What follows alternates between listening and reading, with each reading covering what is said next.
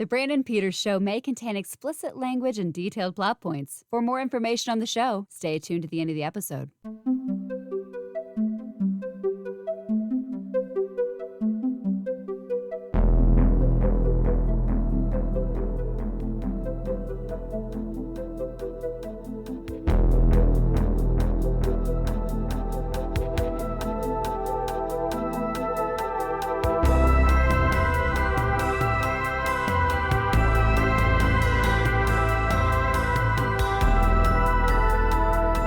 And now, here's Brandon.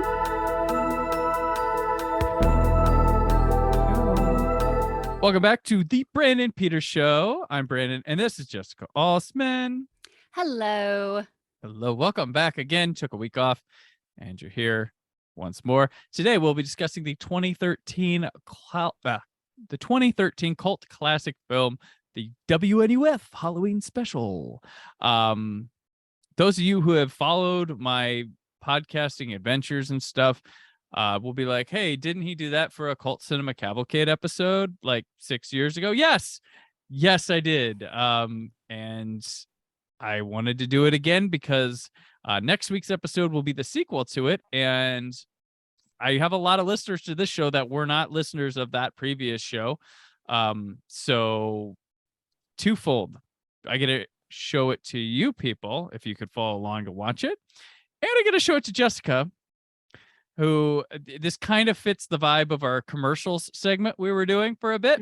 And I thought maybe I could show it to her with that. And yes, folks, I'm probably going to repeat myself on a good many things to do with this because that was 6 years ago, and whatever. I'm going to talk about it again. This is a movie that I watch like every year now. It's like a nice little nostalgic tradition. Jessica, did you know about this before I told you about it? Did you know it existed? I did not know anything about it. Kind of disappointed in myself. Disappointed in I feel yourself? like I should have. I mean, it was fun. It was fun to watch. Okay. And I had a lot of questions. So Well, maybe that's I'll why answer I'm them. excited about this podcast because I am ready to be learned. Learned. I want to learn about this. Learn. And so I turned to my witchy poo, Brandon, to Witchy poo. All right. witchy poo. What is it? Is that what Mr. Stewart says? Oh yeah. That's right. He's like, he is a highlight. He is a highlight. We'll get to him. All right. So we'll dig into this. Don't check your dial, folks. You didn't tune into Transylvania's public access station. No, sir. Tonight is Halloween. Halloween is Satan's night, the night of the devil. Reporter Frank Stewart has a special Halloween treat in store for viewers tonight. He'll be leading a group of paranormal experts to the infamous Weber House. Do you know what happened here in the Weber House? Some people got killed. Their son went haywire.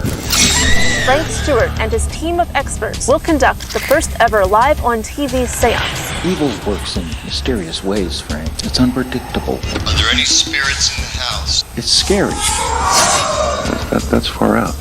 That or else. Something strange going on in this house. Animal mutilation, paranormal disturbances, devil worship. Wait, whoa, hold on. This is not staged. Hello? Is this the work of the devil? Folks, we are going where no camera crew has gone before. Father, perform the exorcism. This is not some Halloween prank. The grisly evidence of the supernatural is real. No. We'll be right back. You're watching the WNUF Halloween Special.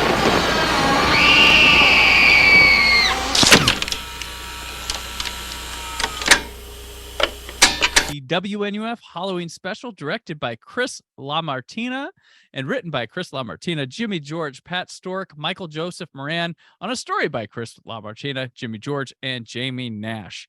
It stars Paul Fahrenkopf, I hope I pronounced that right, Aaron Henkin, Nicolette Lafay, Leanna Chamish, Richard Cutting, Brian St. August, Helen Marie Ball, and Robert Long the second. I don't know if there's a Robert Long III, but I invented that person when I said that. So little background on this movie, the WNUF Halloween Special. I first knew about it, I think, like the year after it came out, officially came out or so. This is a little like localized independent production movie company. They had made like a movie before, but this was kind of a response of sorts to like a lot of found footage movies. Chris LaMartina and like Jimmy George and these people were like, well, what don't we like about those? What's phony about those? And it kind of came out of they're talking about that. What the idea and how they sold this movie was they wanted to make something that felt like the genuine article, that felt like it was actual found footage, and to make it look and feel genuine. So they made they came up with this idea of one of these like this haunted broadcast that felt hyper local, and just like a tape recording of it. So they wanted it to play like that. When making the film, they hired out and got some friends that were filmmakers to make some commercials to add to it, but they made a lot of them themselves. And what happened to make it feel genuine, there were some local news stations and people they knew from around that had all this footage of like package production stuff that they had the rights to, and they could sign it over, but there was no use for it. It was a lot of stock footage shot locally, a lot of just news coverage and stuff that they just was laying around and stuff that they could use. So that's what they're using to cultivate like some of these commercials and footage that appears in this movie. And you're like, wow, this feels like it was really from the 80s. So they had the footage first and built content around it and commercials around it. That was my biggest question watching was like, okay, hold on. This perm on this lady is 280s. Yeah. There's no way that they just recreated this. And if they did, bravo. Because it was just like, it was too vintagey. It looks too real, too right? good. Yeah. Yes. There's like crowd footage at like state fairs and stuff that you're like, how and you're like, they couldn't have just used a real commercial because there's some goofiness to them. But Right. that's what they did. Like, so like there's a carpet commercial, a guy that appears a couple times. He just filmed in front of a blue screen type thing, and they found from their footage stuff and they added it to the background for him, so it looked genuine there. Which I know that's how a lot of commercials were done back then, like the whole vibe of Phil and his carpet commercial. Yep. But the whole time, and maybe that's just how it was. It reminded me of the Rick and Morty, where it's like real fake doors. We got a lot of real fake doors here. And that's just, it made me laugh because it's like, no, they're all just mocking the same vibe of every commercial. Right. Yeah, back in the day. I mean, I did like the commercials. Well, it was fun. But my biggest tweak was like, are these real fake or are they like kind of half fake?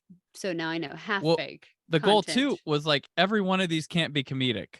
That was one thing too. Like every one of them can't be super comedic, or it kills it. Some kind of dark.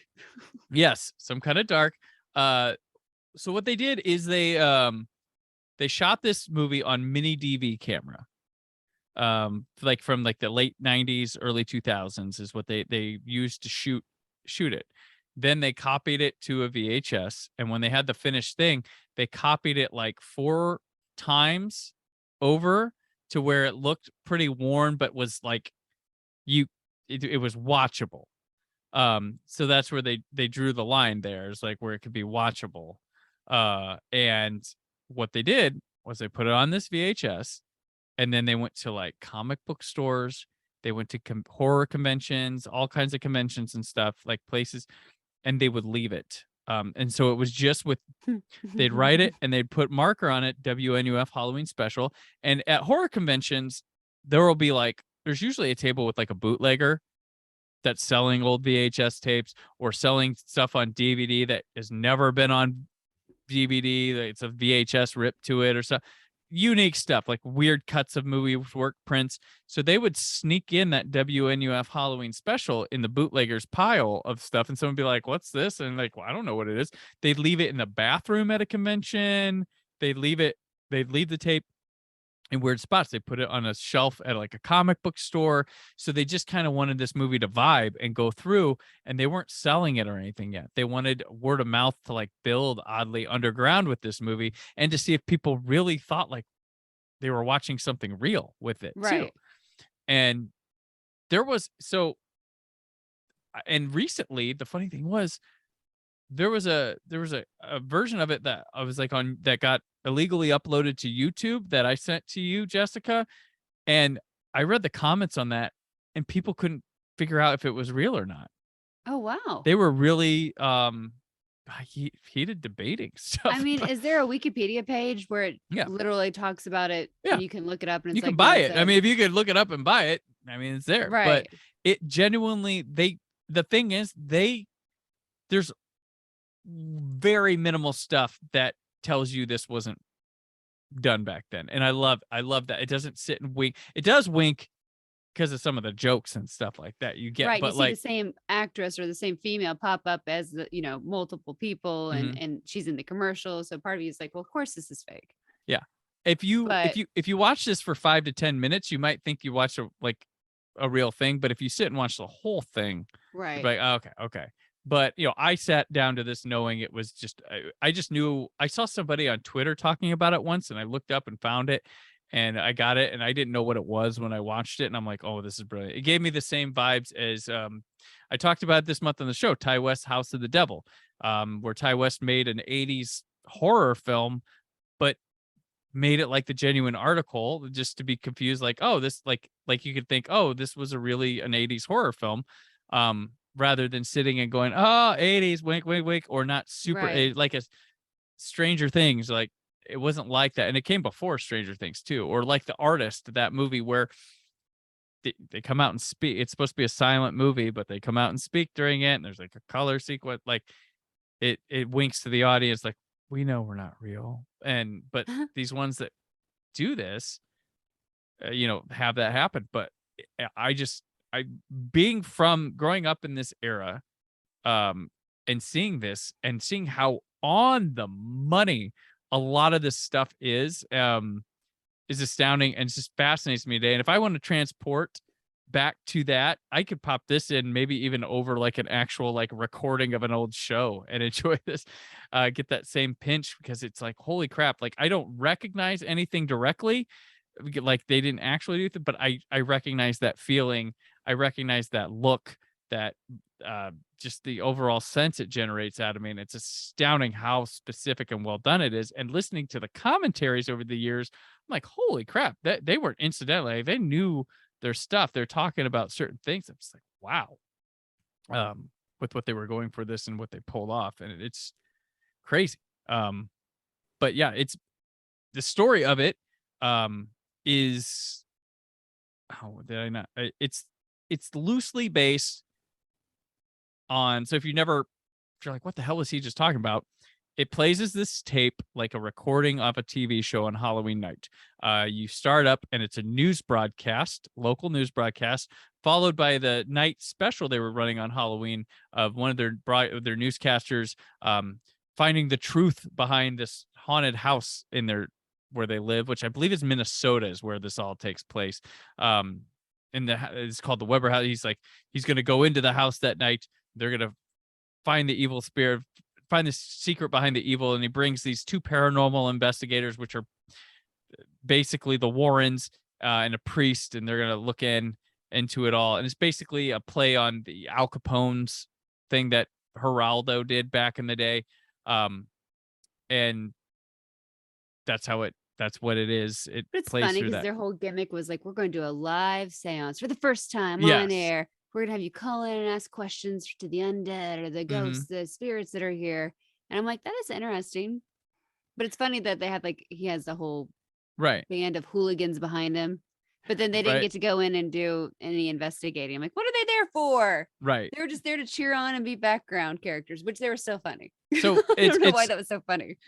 It's so much like this that it plays as the special with commercials. So Mhm. this also has fake commercials in the mix. So it'll go to a commercial break and you'll watch those commercials. And they're funny. They have, some of them have their own through line stories that you can check out as they play as well. But Jessica, I think, and I did this, I believe this is how I did it the last time I talked about this movie. It's easiest to break down into 3 segments here. And I'd start with the newscast. The evening news that starts whole, you come home from work, you're coming home from school, the kids are getting ready, you're sitting down in front of the TV, you're hearing about what's going to happen on Halloween night from your 2 favorite news anchors locally. Who dressed up for the occasion. Who dressed up, such a gimmick. And it was fun. One was a vampire, the male was a vampire, the woman, a witch, of course. Deborah Merritt and Gabra Gordon. Okay, I did love them though. Gavin Gordon. Yep. It was the most cheesy, but genuine. Like they're cheesy, but that's how you got to be on TV. Yep. That's how they were, local. Yeah, and there's so much, like, they make the corny jokes. They have this like forced chemistry, and you get so much, like, the Deborah Merritt character fascinates me because there's so much I get from this woman without like she feels empty, soulless. She is sad and alone, Brandon. Well, yeah, exactly. Because like but I feel like she has no personality aside from saying the news, because she has these like this uncomfortable laughter, which is like, laugh now, ha, ha, ha, ha, and just staring like a zombie.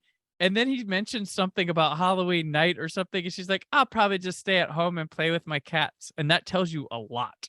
And you just, and then, so there's a bookend to this. So after the special happens, the tape goes off, and then it comes back with a couple weeks later newscast.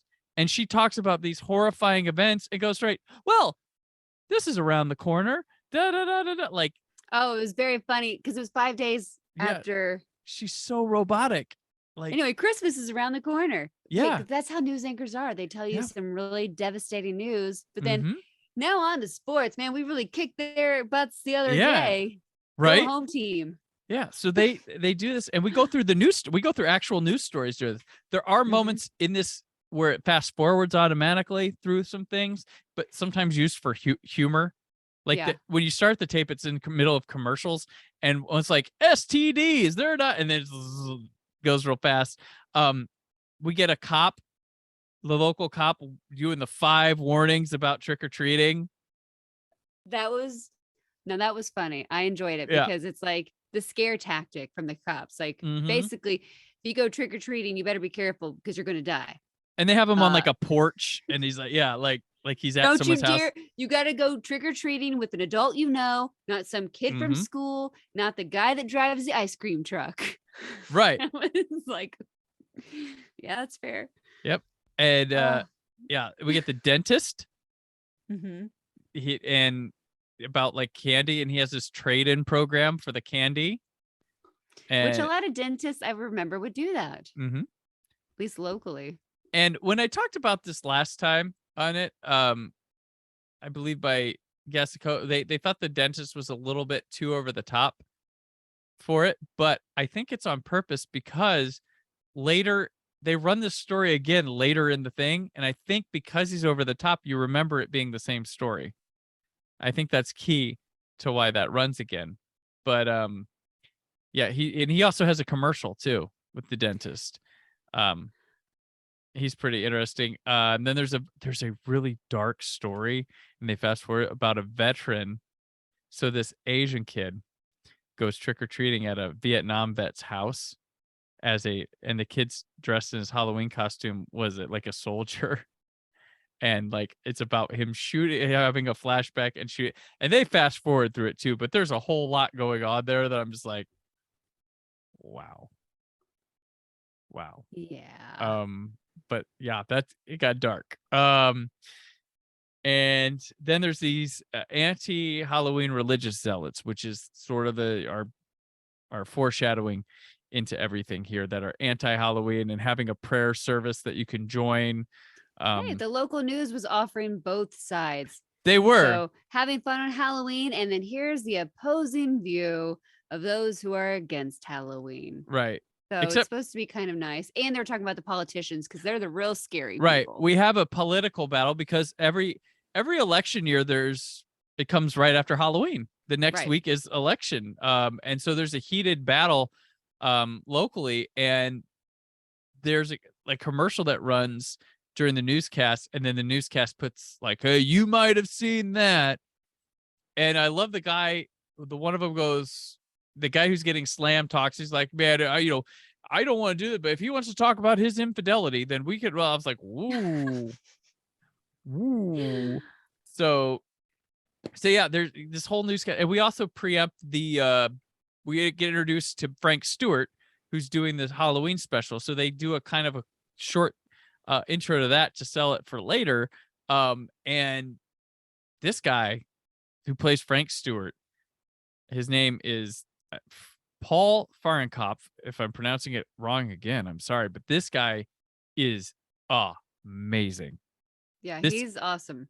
I feel like they pulled him out of time genuinely and put him in there. He's got the swagger, the attitude, a look, and a voice that is just like that he sells this like, is this real type thing? Because you can tell he's kind of an asshole, but he loves himself. Probably a little sexist, a little talking down to poor was it Deborah? Yeah. The local guy calling her witchy poo and whatnot, but he had his hot streak but never took off to network. He's still there, but I'm better than everybody. And then and he's got that thing where she's like, oh, you gotta summon Elvis, and he's like, just for you, Deb. And I'm like, that moment, that line delivery, I'm just like, damn, like that. It just feels like he's really, like Frank Stewart really exists. It's so good. And they said they wrote this movie for this guy. They wrote the part for him. Like they wrote it for him. And he came into audition. They said he was terrible. And they were thinking about, oh, we might not be able to do this. But they called him back and they're like, look, we wrote this for you. Like, you need to do it again. Like, let's take a week, come back. This is what we're looking for. Because he didn't kind of understand it. Then he came back, did better. But when the cameras hit, he was perfect. Well, yeah, you are the journalist, the investigative journalist. Well, they had worked with him on their previous movie and then like wrote this part in this movie based around like doing him, and it worked. He's got a lot of great quips. He's got the whole attitude down. He knows it's all about ratings too. The way he works with people in the crowd. So he's we'll talk more about Frank Stewart with the special when we go over there. But yeah, the introduction to him is pretty good. But yeah, the newscast, it ends out.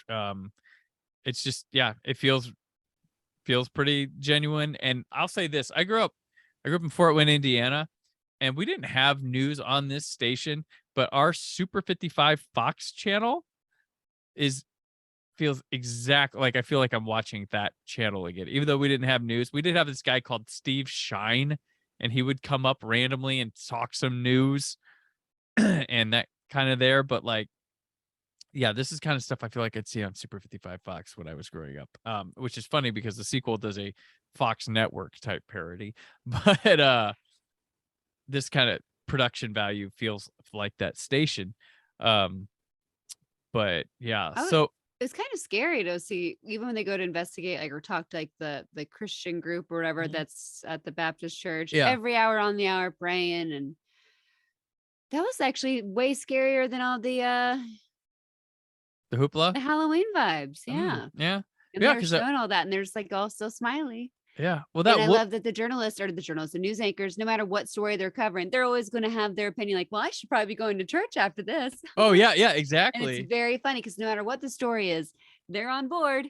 And that's what fair and unbiased really looks like. Honestly, it's empty. Like, here's something. But that woman who they interview and is really spooky about stuff, she actually, they were saying on the commentary that she didn't wash her hair for like 3 or 4 days to get that look on it. I appreciate like it. they couldn't get it right doing it. That hair was very, and I was like, man, how did she just like wash it? Because my hair will go flat. that little detail I noticed. So Yeah. now that I know this, that she went a few days without washing it to try to get the vibe. Mm-hmm. Yeah. Okay. I appreciate that. Gotcha. Okay. So from the newscast, we'll move on to the commercials that air during this whole thing. Any favorites, Jessica Bacon? What was it? I'm trying to think. Was it are you doing the commercials only during the broadcast or during the All special? the whole All thing, of them? the whole special. I liked the broadcast school where they're talking about how to learn about TV and radio, because I'm like, oh, hey, I work in that field. It's I do that. fun. They're naming these positions that we do. But the 1-900 monsters I thought was funny because it's like what was that? Like a sex line to hear scary. Well, that one, that felt like a real video, like a real commercial. It's a 1-900 monster. And I'm like, who's paying to hear scary talking? Dude, there was stupid stuff for that back then. There was like those like mad balls, like they had a number you could talk to one of them. There was all sorts of weird. I remember Miss Cleo. You could call Freddy Krueger. He had a 1-900 number back then. Everybody I think that's kind of a lost thing. But like everybody had 1-900 numbers. I had back no in idea. The day. You call, and you could it'd be a pre-recorded message type thing, and if you paid more, you could hear more. And yeah, like everybody had these stupid numbers. They weren't just like when it got to the 90s, it was psychics and sex hotlines. Okay, that's the only thing I've known. Now there's Cameo, so you can actually get the real actor to really portray that's true something, or the conventions. But I liked that one; it was just fun. And then the strip club one. Oh, yep. I was like, actually, okay. The whole special, the Halloween specials, was supposedly starting at 7 p.m. And I don't think you can show a strip club commercial before a certain time. I don't think you can show one before 9 p.m. Gotcha. Maybe 10 p.m. But then again, it was 87. I don't know the rules. But I was just kind of like, oh, okay. Oh, you know what? That reminds. It's funny. Speaking of that, like I worked for a company once that we did online phone listing things. So like it was like a phone directory, but online. And every day we had to come in, like they were based out of Utah, and they refused to allow strip clubs to put listings up. So usually after the weekend, because we didn't work on the weekend, so we couldn't monitor everything. I'd have to go through and delete like 30 or 40 strip club directories because they wouldn't allow them because they were from Utah. Oh, geez. But yeah, the strip club one's good. Did you like Good Standings Bar and Grill? It's okay. Well, that one I love because they talk about the live music that's there, like Thursday or on this day, da da da. And one of the bands that they have that plays regularly is Closed for Repairs. That's the band name. I don't even think I caught that. Yeah, Closed for Repairs. So, and I will listen to the commentary, and yeah, that joke's super intentional because you know Monday is something night, this night, and then you see on the sign Thursday closed for repairs, so nobody shows up. It's like it's a super clever local band naming convention, but when you put them on the sign, nobody shows up. So funny. I love. Oh my gosh. Oh my gosh, I love the Demolition Derby commercial because that line, that's a classic line. Like, you pay for the whole seat, but you're only going to need the edge. Yes, that one. That's a nice classic line. So I appreciated that. Very vintage. I think a chick will say that on the air sometimes. You only need the edge. Only need the edge. We'll say the whole seat. And there's the channel, the rock channel, The Quarry. Your dial may only go to like M 10 or M, but yeah, you'll take the Q because like the UHF dial back in the day. Did you ever have a TV with the UHF dial? Nope. I had one. Well, we had two, but my first TV had one because I had this little black and white thing and it had the UHF, but there was no UHF channels, I think, at the time when I had it. But yeah, that was the thing. I had to explain that on the last time I talked about this movie, but there's that I like the tennis tampon commercial because that was like every tampon commercial, like tennis and tampons. That was and you have to be wearing all white. Like, what's wrong? I know what it is. It's your tampon, isn't it? Oh my! Try this one. I do love I love some of the interconnectivity with the commercials. So there's the Chestertown Mall. There's like, they talk about that here and there because there's like an arcade and stuff. And then there's a television show called Galaxy Pilot and the Laser Brigade. And it's this space show that's really cheap. And then later there's like something going on at the there's another commercial like Chestertown Mall. There's like, maybe it was the arcade commercial. But if you went to the arcade on like this date, you could meet and get an autograph with the star of Galaxy Pilot. And I like the little touches of like, I remember that one. Because in addition to these commercials, they also have shows and movies that they're promoting. And like they're all fake shows, right? Like Doggone It. Doggone It, yes. That show had so many doggy puns that it's like, all right, I love it. But they play it so genuine. That's why it's so funny. Like they're playing it like real. It's not like it's a Sunday night movie that might have happened. Or a Saturday afternoon sarcophagus. Whatever. The mummy one, which they pulled from some other movie or something that they did. And then the Chicago Lightning, which was like their Miami Vice. It's like Chicago. Critics call it Bad to the Bone or whatever. There's that show about Uncle Jack has a drinking problem. That one was like a sitcom thing, and their Uncle Jack shows up. Wasn't he drinking vanilla extract? Or yeah, like... it was vanilla extract. Yeah. It's just like But yeah, these commercials, I mean, they're up and down. There's the one where was it popcorn where the girl's like, oh yeah, it's like, I'm about to explode, and like some popcorn, it's that good. Also available with was it non-salty?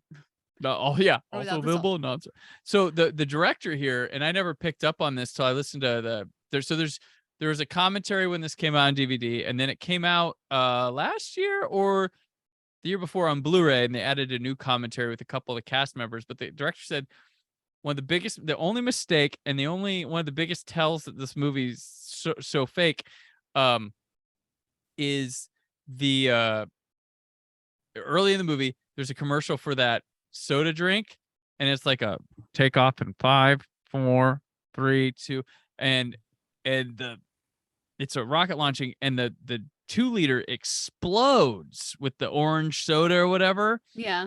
And someone pointed out to him after he did like the first cut of the movie or got released, one of the people, he's like, the Challenger exploded in like 86. There'd have never been like a commercial like that on TV. So that's like one of his only like, I probably should have put that in there, but it was too late at the time. But yeah, there's like a video rental place, like a mom and pop video with VHS Betamax.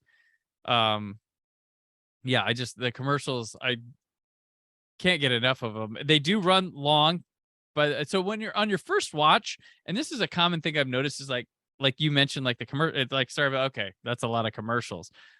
But when you go back to it, watch it again, it's like you realize it's part of the thing, and it just kind of, you forget commercials. You probably didn't notice some of them before, and it plays differently because you're like, I don't remember this commercial. So there's so much here that going back to it rewards because you didn't recognize certain things. And it's probably like a twitch now that if I am watching a newscast or a special and they constantly are cutting to break, or like when you're watching a live NFL game now, it's like, oh, we gotta go to commercial. It's like, oh my gosh, I have to watch another commercial. Like we were just on commercial, but that's how it was. Yeah. That's how it still is. But you could get up, go to the bathroom, you go to the restroom. Yeah, that's the only time you could. You go during commercial break. You can get a break. snack. You could get, You can't pause it. Yeah, it's interesting. Like I've been watching the new Quantum Leap and it's on network television, and it's like, oh yeah, commercial breaks. Oh, weird. I'm usually watching it recorded, so it goes these cuts to black, and I'm like, oh, yeah, that's right, commercial break. But yeah, so like one of the biggest attraction I think to this is like a lot of the fake commercials when you first watch it and stuff. But they're so well done. They're so like genuine, and finding out that the footage was packaged footage from other things is pretty fun to see that they really push to get the genuine thing, because there's stuff that you're like, how did they recreate this? There's no fucking way. I don't care if you age the footage, it's still like that's like 8 that's like a crowd of people that genuinely look like they're from that time. So yeah. Yeah, it's pretty, I don't know, pretty nifty stuff. The main event here is the special. Yes. WNUF Halloween Special with Frank Stewart. And he's hosting this. Look, this is based clearly on the Amityville story, where there was a kid who murdered his family one night in the house. Say he had a Ouija board, which they call a spirit board in the movie, because they probably didn't want to try to have the rights for Ouija come in and go be like, hey, because folks who believe that that is from Parker Brothers, a mass-produced game, but somehow is made by the forces of Satan. No, it's made in a factory, stored in warehouses, shipped on things. Just, you know what, my friend, when we went to her house, we played with the Ouija board all the time. I never moved it. They said they didn't either, but she would, like, I remember she was saying she had all these nightmares, and the game was underneath her bed, or the board was underneath her bed. When she moved it and put it in the closet, the nightmare stopped. And then she ended up getting a book about it. And she's like, apparently there's a way you're supposed to close the board after you're done playing with it every time, and close the portal that you open. So then and I'm like, holy crap. Cause like stuff would kind of be weird. I don't know. Do you believe in the Ouija board or the spirit board at all? I'd love it to be true, but I'm not sure it's what, if you believe enough or you're wanting it to have that or susceptible. So I am not someone who does not believe in supernatural things and stuff like that. I like all that stuff, and believe there's some foundation to it. The traditional religious method of which, not about my thing. I don't think we have a full understanding of paranormal to be like, oh yeah, I know. This guy said it, but I believe it's very interesting though. It's like, oh, okay, what a coincidence. Like, you had nightmares, and I didn't think, I never thought twice about when we were playing with it. Yeah. And now I'm like, I really don't want to mess with it. I'm like, I don't know how I feel. I'm just going to be like, you know what? That's cool. When you're, have at it, kiddos. Talk to your friendly whatever, or make up whatever you want in your head. But now I'm at the point where, yeah, I'm too old and I'm too anxious. I will say Ouija 2, Origin of Evil, rad movie. Cool movie. Liked it. First one, not so good, but second one, pretty awesome. I forget who did that. Somebody did that. It was a good director. Does cool horror stuff.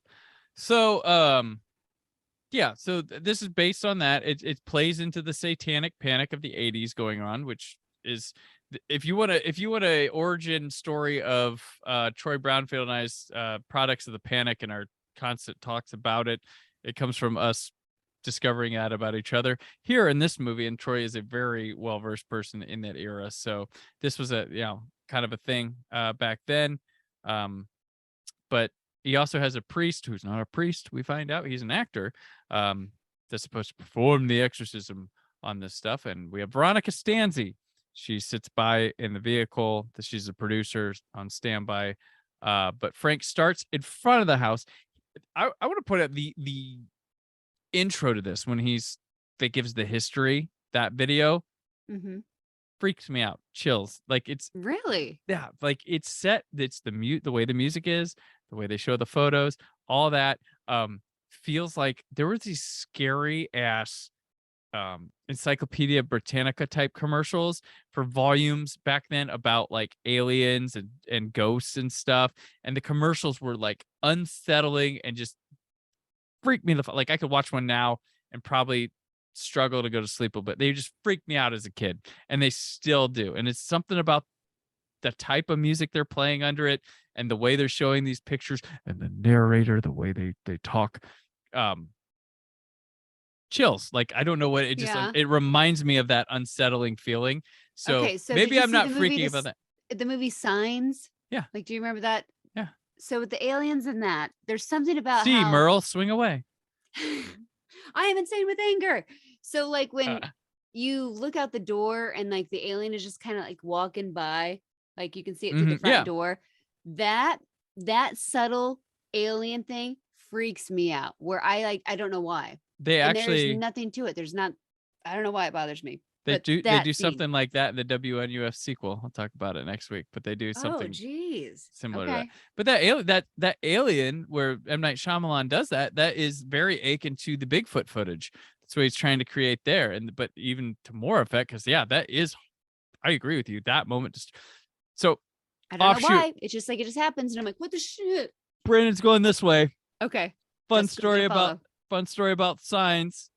I guess on the bingo board, this might be a college story. If we count that.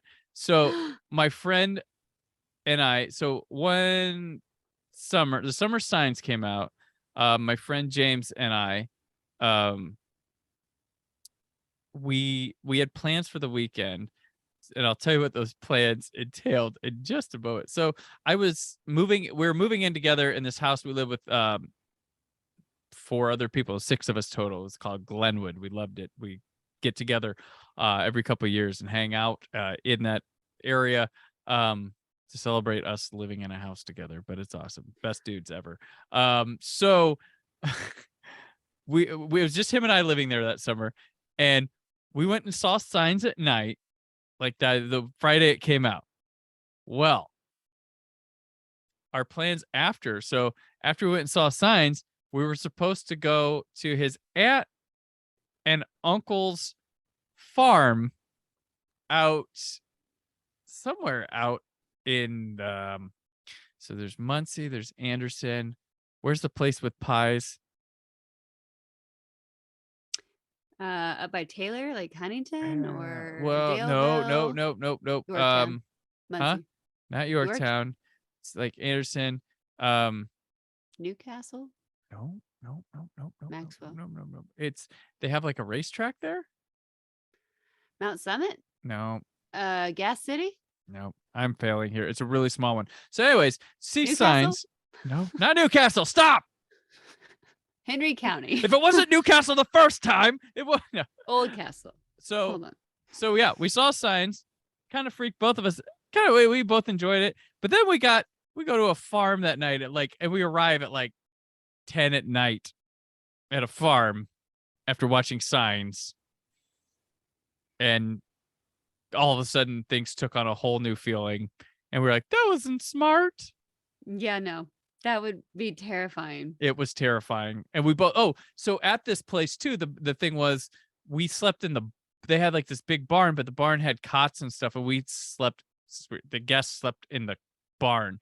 And so we slept in the barn, which had a full bar that we were allowed to, drink from. But still, the barn was even more in the fields of the farm than, yeah. Ooh. Anyway. So anyways, the WNUF Halloween Special. Yeah, so Frank Stewart, the intro and when they go to commercial break or come back and they have the screen with the house and the WNUF Halloween Special, and it has the lightning go by and the blood, feels on the money, like genuine too. Hagerstown. No. Damn it. No. You know what? I don't care where the barn was. I don't care where your farmhouse was now, because I can't think of the rural community you were in. It was real small, and what was it? Or my listeners are like, Alexandria, Elwood, stop it. Nope. Wilkinson. This is the Indiana part of the board. A W feels W. Yeah, is that Can you hear my cat? Just trying to answer. I'm really It's like Chesterfield. not Chesterfield, though. I do have a funny story about when I would ghost hunt in college for a bit, and a place I ran into during that. But gosh, that's really sorry. I gonna bug you. The whole thing till we figure out what the hell this rando place was. Have you ever been to the Witch's Circle in Madison County up by Anderson? No. Oh, yeah. Winchester. Did you say Winchester? Winchester. No. I could have said Winchester, Fieldville, Iowa. It was Winchester. For my Adam Sandler mention. Gotcha. It was Winchester. That's where it was. That's where it was, right around there. So anyway, yeah, so this special, he talks to people outside. How did you feel about the special portion of it, Jess? I love the special. I didn't understand why the people were behind him in front of the house, kind of like rallying before. So every time, they were just there when the news people were cutting back to them. They're like, oh, here's a bunch of people. I thought they were all going to go in and help them investigate and be part of the investigation. But really, they were just hype men for the special. And then when it was time to go in, those people just were they cleared them out the before. set. Yeah. And then the older couple shows up and they do their thing. And they had a commercial too for one of their things. That was funny. I love the cat. I love that she had a cat. Oh yeah. Oh, like with her. Yes, the cat, and that they later find dead in the house and causes. Yeah. Which the burgers are pretty funny. Especially when he can't let go of things when they're trying to do the seance. He's like, I told you my producer would talk to you later. And we would, because there's equipment that gets damaged. They go in the house to try to do it and they feel evil and stuff. And just one, and there's times when bad stuff happens and then Frank looks at the camera and you can tell he's like, oh yes, ratings or something. Like you can feel he's pretty excited. We're going to keep rolling. Keep those cameras on. We're going to go where no one else is gone. We're going to get this. There's the part where they show the cat's body and he's like, don't go to that. Don't go to that. Oh, get up here. And you can tell he's like, I got some stuff. And then they have to apologize for the thing, for showing it. So they go in this house. There's a seance, which is funny because you can call in to talk on it. And the first call is like, White Lion sucks. Iron Maiden rules. Which is so awesome. Calls. It's so funny. So great. I bet that happened all the time. Trying to take live callers because you can't screen them. I mean, you can. No, I bet they didn't. Even the screen callers can be like, yeah, I'm fine. Blah, blah, blah, blah. Like, what's your question? Oh, I want to know if my uncle Ed, he went there sometimes and he did that. And then they get on. They're like, because that can happen too. You can fake your screen call to get through there, and then your number gets blacklisted. But so they so they have the seance, and then there's noise and stuff in the house in the basement. They get the burgers, their cat dies, they get pissed off, they leave, and then the priest and Frank get locked in the basement, and priest pees himself. We find out he's an actor. And he keeps going like, I can't do an exorcism without the church saying it's okay. Right. But like, if he was never going to do, it's so weird. If he was hired to be the priest, a little extra sprinkles, a little extra jimmies on this to make it exciting, why would he have turned down doing an exorcism, or at least faked something? Right. I was like, why aren't you, if you're an actor, why would you, were you not ready for this part of the role? I've wondered that. And I think it's part of it is kind of to make it feel like the priest can only do it in the moment where it's supposed to be, big. And so they want to be like, oh yeah, there is evil. Let's do, let's do that. And so instead he just gets scared and he can't even keep going because he's like, no, there's something real here. So I'm just going to pee my pants out of fear, which I do love the camera angle that shows the pee dripping down the stairs. Like, yeah, that was nice. That is funny. So I mean, what ends up happening is the cameraman's murdered, the burgers are murdered, Frank's murdered, the priest is murdered, and the intern is murdered. Tries to go in with the camera. Yeah, and it ends up it was the religious zealot people that were anti-Halloween that killed them, but the newscast at the end lets us know that they've just disappeared and no bodies have been found. And so they haven't seen this tape of it. So whoever has this tape, I don't know, or someone taped it off TV and then taped the other one. But because they can't have that tape because it shows them cutting off Frank's tongue. Yeah. Which this is such a, it's a bubbly, funny movie and takes a horrendously dark turn at the very end, and you're like, you don't feel good watching it. Like it feels like genuine snuff film-esque with it. But yeah, but there's a guy. So there's the girl that they interviewed on the news who's there, and then this guy shows up when they're outside asking questions, trying to like yelling about it. Wind up murdering them. It's unsettling. It's like they needed to do some sort of horror punch with this that wasn't comedic, and they nailed it. Like I just like, oh, this is icky. Like that's what they went with. So but yeah, that's kind of what they do. Frank Stewart, like it's crazy that this local actor or whatever in this like occult movie like carries this thing. Like he's engaging for some reason. Like not that anybody else is bad, but this guy needed to land hard, and he does, and then some. Like that's just someone made an action figure of him too. Like really? There's like a limited edition Frank Stewart action figure that came out for this movie. Yeah.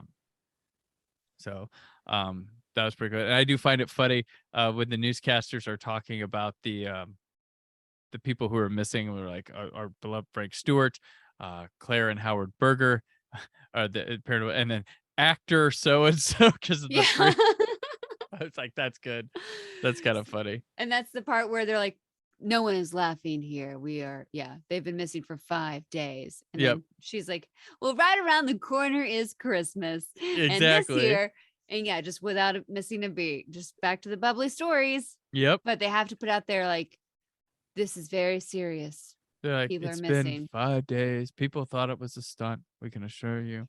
I really like the white static. Like the old, like when signals would go off, the TVs would go off at midnight or whatever it was. Or the bars. Or the static when you're connecting, you're putting everything together. I liked it. And that made me happy. And kudos to them, because, once they're getting murdered and they're trying to cut to a commercial break, and they come back and it has like the TV 28 technical difficulties sign up. And they run the dentist package again. They run the dentist package again, the technical difficulties. Stanzi doesn't know what to do. So it's like, oh, no. Every little thing like that. That was just, it is really good. It's very well done. Yeah. Yeah. I'm glad I've seen it now. Are you now? I talked you into it. Good.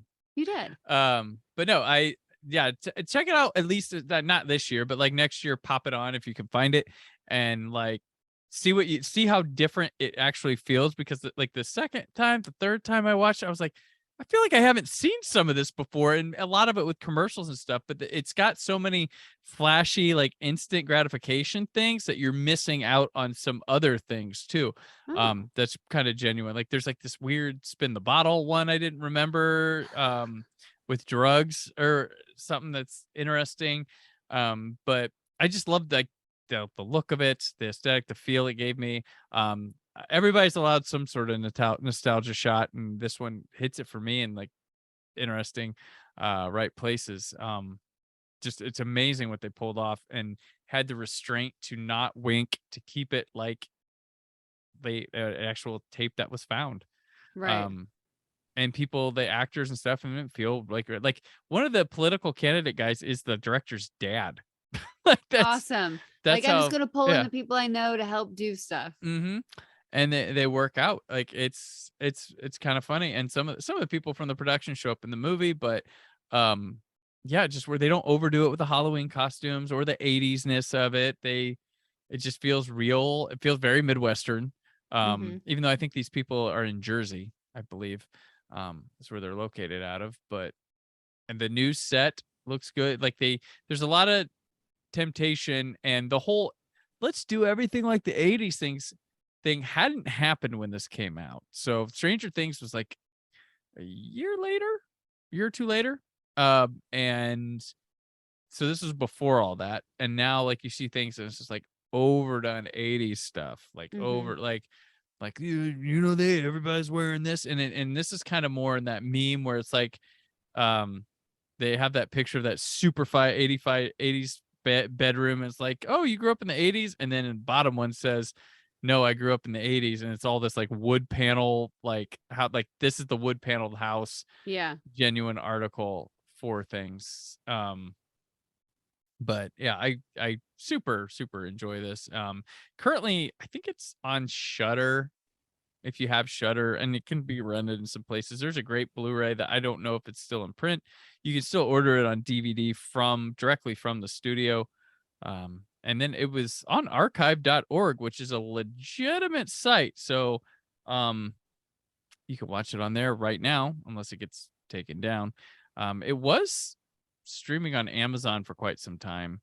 But yeah, there's a if you get the Blu-ray, it has some cut commercials that didn't make the movie, so they didn't use everything. And it's got Frank Stewart's WNUF Christmas special. And there's like a soundtrack. There's a what is it? It is a I think there's a WNUF like album, like Save Frank Stewart or dedicated to Frank Stewart album type thing. I think they did that. I'm not sure. And it's only on the Blu-ray. It's only on the Blu-ray, I think. And then they have like a one where they show you how they made the footage downgrade as well. So it's pretty cool. But yeah, I this is like spooky season classic now for me that I pop in all the time. That it gives me that good vibe. Like I feel like a child again, Jessica. I feel like a child. That's awesome. That's what it's With all that one. about. That's what that nostalgia pinch is like. But I feel like this one is just like hardcore genuine. That's what I it's not being easy. It's not taking it easy on it. It was the very beginning. I loved like the commercials where they're showing like, the most basic Halloween makeup. And maybe this is the I love it. footage that they have. Yep. It's like you can make a monster face, a ghoul, a demon. Mm-hmm. And even like the pumpkin. Here you can carve your own pumpkin with this. It comes with a crown and a knife that you can't cut yourself on, and a scoop. And then the pumpkin looks awful when they cut it. And it's like, I don't know why, but I'm like, this is realistic.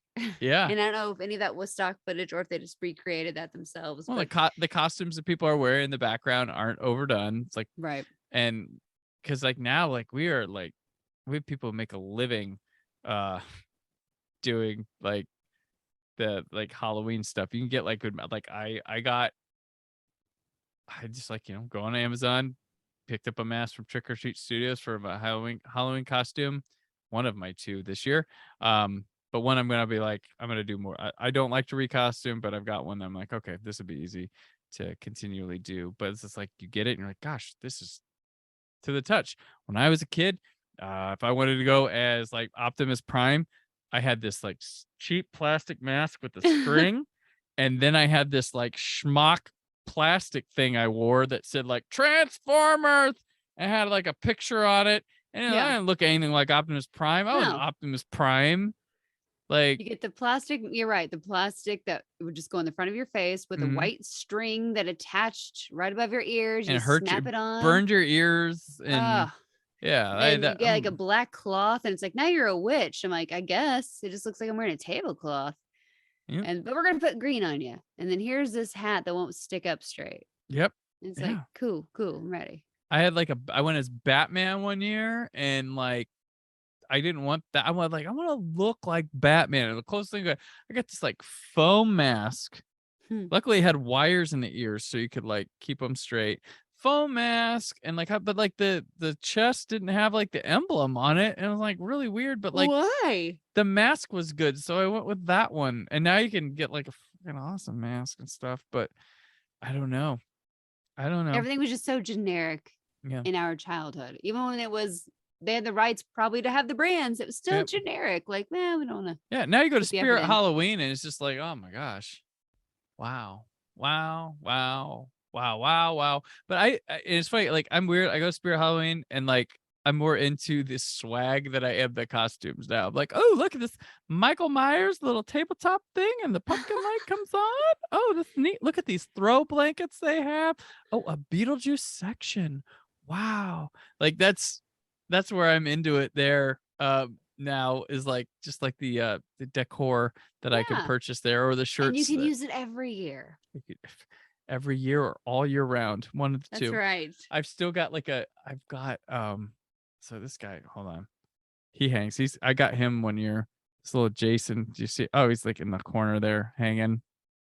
Oh wow. Yeah. Yeah. He's supposed to go on like your front porch, but no, he stays year round in my basement. So That's awesome. So yeah. But yep, okay, that nostalgic pinch. The WNUF Halloween Special. I've watched it so much I can get that guy's voice down. WNUF. But yeah, so that's something I highly recommend every Halloween. It was good to get a prepper refresher. I didn't probably need back in, but to introduce you, Jessica, and the Brandon Peters Show listeners to it, because I love this gem, and it's still a cult movie. It's hard to get cult movies nowadays because everybody knows about everything, but this one I feel like is still making its rounds for people. But enough people know about it that they made a sequel that loved it, but I would say it's still in the cult status for it. But thank you for introducing me to it. It will probably be in the rotation. There we go. Plus, Donnie hasn't seen it yet, so I'm excited to show him. Oh, okay. He'll probably have you. I mean, he'll be like, yo, he'll just have all these feels like, are you sure this was? I'm like, no. It's probably stock footage. Yeah. I know everything now. Yeah, I got it. To the podcast. Come on. Some people have Wikipedia, some listen to commentaries. I got Brandon to inform me about everything. Yes. He did all the work. He did all the notes. And I listened and I took notes, and now I can tell people about the He probably will WNUF. actually listen to this episode when I'm gone. And when I get back, I'm like, okay, I've been waiting to watch this with you. And I'm like, thank you. There you go. Excellent. Okay, well, that'll do it for this episode, Jessica. Lovely time. Where can people find you this spooky season? Even though you said it a couple weeks ago, do it again. Well, on Instagram at Jessica Alsman, ALSMAN, and on Twitter at JN Alsman. Come say hello. All right, I'm gonna put you on the spot. Okay. 3 October movie recommendations, or even if it's like a television special recommendation for people. Oh, okay. I think if I love Young Frankenstein, I know it's everyone loves Young Frankenstein. That's fine. It's very cliche, but I think it's really fun. You can actually watch that any time of the year, but it's great for Halloween. Night of the Demons. It's one of my yes. Night of the my Demons. gosh. Actually, if you want to count Night of the Demons 1 and 2, because Angela, your missing party guests are here. But Those are the horror movies. Not 3 or the remake. I've never seen the third one, and I never saw the remake. Okay. See, the first 2 we would rent at the video store, and I would watch it. Like, how old was I? Like, way too young, but that's what I knew. I was seeing those scary movies. But I don't know. There's something about that. I love it because, it's Halloween night, and they go to the scary house, and then, possession, demons. It's the first time I ever heard the term blowjob. Was Night of the Demons. Where were you when you first learned and heard blowjob? And Linnea Quigley actually knows my thoughts about her in that movie, which is really weird. But hey, Scariest boys got to grow up sometime. That's right. Yeah. As a girl, I was like, what's that? What's going on there? Oh, Yeah. I don't got those yet. That's cool. The scariest moment is when I think it's like the broiler door opens up or some furnace door, and it's like the skull. Oh yeah. That even as a kid, I would basically almost have to close my eyes because we'd watch it on loop. And when I had a summer party, I would introduce this movie to all my friends, and they're like, "What the shit?" Well, this is a future fucking episode right here because I love that movie to death too. But it was so scary. And then the third one, Halloween Special. My goodness, just watch all the Treehouse of Horrors from The Simpsons. And if you can't watch them all, just watch the first 10. There you 8. go. First 8. How's that? Get him in there. What's your 3? My 3. I don't know. Just name one random. 1 out of 50. You had I've been talking about them this month on my show, so those should be recommendations. All right, I'll go. Okay. Just one that you haven't mentioned that's completely random. Maybe like a Hubie Halloween. Something that what's funny? You've been on here every October. That's kind of interesting. I just realized that. That's great. I'm trying to think what 2 years ago was. We did Hubie. That was your first one. Yeah. And then we did a commercials last year, and I think you did a Tales from the Crypt. Oh yeah. Yeah. So yeah, this is a tradition. So now you're 2 times this month here too. Random. I'm thinking.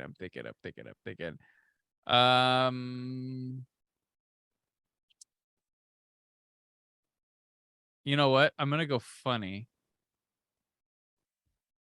It's just a movie I didn't discover until like last year. I'd never seen it. But Elvira's Haunted Hills.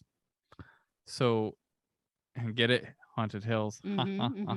So if you're into like the Hammer or AIP, like the old like Peter Cushing and Vincent Price like type movies, it's like a parody on those, and I thought it was actually pretty good. It was like shoot away. It was supposed to have like a big theatrical release. It did not, and then like it got just derided upon release. But I watched it and I was like, yeah, I don't think people realize what she was going for here, and I kind of enjoyed it. So I'll throw that one there. I'll check that out. I like Elvira. Elvira's Haunted Cassandra. Hills. She can do no wrong.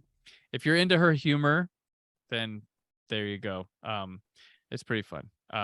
So yeah, I'll throw that one in there as an odd choice to do. That's what something that you wouldn't see on other people's list. Now, Treehouse of Horror, that's probably all mine are probably whatever. But the Treehouse of Horror, that's like my childhood. So you got your Hocus Pocus, but just putting those on makes me feel good. I remember the first time I saw the first Treehouse of Horror. Like it was crazy. It was like changed me. I was like, whoa, like Simpsons really went in on this stuff. Like it was crazy. I learned about so much stuff from these episodes and pop culture references. Like I learned about Edgar Allan Poe from The Simpsons. So you know, Edgar Allan the very Poe, first one with the Ravens. So on top of all the other stuff that they do. Yeah. The Shinning. You mean The Shining. The Monkey's Paw. You want to get sued? Yeah. Oh my gosh. So good. So good. Yeah. Treehouse of Horror. Yeah. What if you had, okay, just give me one Stephen King reference, one Stephen King movie that you would recommend during the spooky season. I'll go Silver Bullet. I like to recommend that one because I think it gets overlooked. It's a pretty darn good werewolf movie. And it's Gary Busey pre-motorcycle accident when he wasn't a freaking lunatic. It's got Corey Haim and Everett McGill, who is in like Twin Peaks and stuff. And it's about a werewolf, and it's kind of Jaws-like, where you don't see the werewolf a lot. But yeah, it's a cool one. We'll go Silver Bullet. Nice. Silver Bullet, because that one, that's right. Always The Shining, though. I love that movie, even though Stephen King doesn't. But I love it. Did you like the miniseries or the TV series version? No. The book version, if you will. No, but I haven't seen that since it aired. Back, I watched it as it aired, and I haven't seen it since with Steven Weber and Rebecca De Mornay. Yeah, I haven't seen that since it aired. But yeah, so there's my Stephen King one. Yeah, I'll go with Silver Bullet. Nice. Yeah. Silver Bullet. So there we go. But I'm on Twitter and Instagram at Brandon4KUHD, written work at whysoblue.com. I have lots of fun Blu-ray reviews and stuff this month up there, and I've done some unboxing stuff for horror stuff because I've got a lot this month. Check out that on either YouTube or whysoblue.com. And then next week, come back here on Halloween, because it's on a Monday for Troy Brownfield returning to the show. Him and I are diving into the WNUF Halloween Special sequel called the Out There Halloween Mega Tape. So the follow-up to this should be fun. So till then, stay spooky, stay film positive. Thank you for listening. The Brandon Peters Show is a Creative Zombie Studios production. Produced by Brad Shoemaker and Brandon Peters. Written and edited by Brandon Peters. Announcer vocals by Jessica Alsman. Theme song by Metavari. Web design and show art by Brad Shoemaker with Brandon Peters. All music and clips featured in the episode are property of their respective studios, and no infringement is intended. Additional information on this and other episodes at BrandonPetersShow.com. For any inquiries, press opportunities, or sponsorship, contact mail at BrandonPetersShow.com. The show is available on Apple Music, Spotify, or anywhere podcasts are found.